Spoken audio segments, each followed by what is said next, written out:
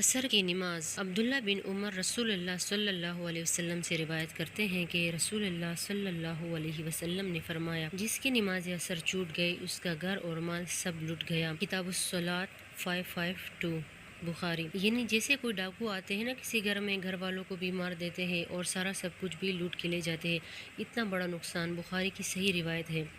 تو عصر کی نماز صلاۃ الوسطیٰ جو ہے، اس میں خاص طور پر کوتاہی نہیں کرنی چاہیے۔ قرآن مجید میں آتا ہے، حافظوا علی الصلوات والصلاۃ الوسطیٰ وقوموا للہ قانتین، سب نمازوں کی حفاظت کرو اور خاص کر درمیانی نماز کی، اور اللہ کے لیے فرما بردار ہو کر کھڑے ہو جاؤ۔ تو عصر کی نماز فوت ہونے پر فکر مند ہونا چاہیے۔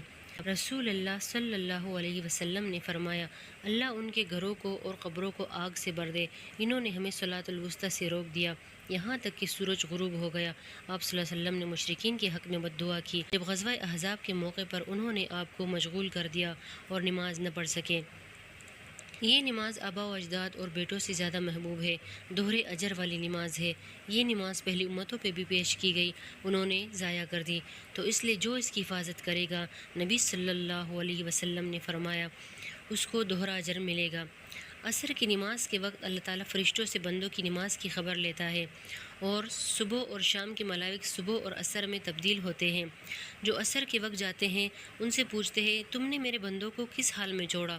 وہ بتاتے ہیں، ہم ان کے پاس گئے تو وہ نماز پڑھ رہے تھے، اور جب ان کو چھوڑ کے آئے تو وہ نماز پڑھ رہے تھے۔ نبی صلی اللہ علیہ وسلم نے فرمایا، وہ آدمی ہرگز آگ میں نہ جائے گا جس نے سورج نکلنے سے پہلے اور غروب ہونے سے پہلے نماز پڑھی۔ یعنی فجر و عصر کے یہ دونوں وقت بڑے اہم ہیں، ان کے اذکار بھی اہم ہیں۔ صبح و شام کے اذکار فجر کی نماز سے لے کر سورج نکلنے تک، اور عصر کی نماز سے لے کر سورج غروب ہونے تک شام کے اذکار پڑھے جاتے ہیں۔ آپ صلی اللہ علیہ وسلم نے فرمایا، من صلی البردین دخل الجنہ، متفق علیہ۔ جو شخص 2 ٹھنڈی نمازیں پڑھے گا وہ جنت میں داخل ہوگا۔ یہ نمازیں پڑھنے والے اللہ کا دیدار کر پائیں گے۔ عصر کی نماز چھوڑنا اعمال کی بربادی کا باعث ہے۔ نبی صلی اللہ علیہ وسلم نے فرمایا، جس شخص نے عصر کی نماز چھوڑ دی اس کے اعمال باطل ہو گئے۔ اصل میں یہ ہوتا ہے نا کہ دن کا آخری حصہ آ جاتا ہے، آپ جاب سے واپس جا رہے ہیں، ٹریفک میں پھنس رہے ہیں، آپ اپنے بزنس بند کر رہے ہیں، یا پھر یہ کہ اس وقت بزنس بڑے عروج پر ہوتا ہے۔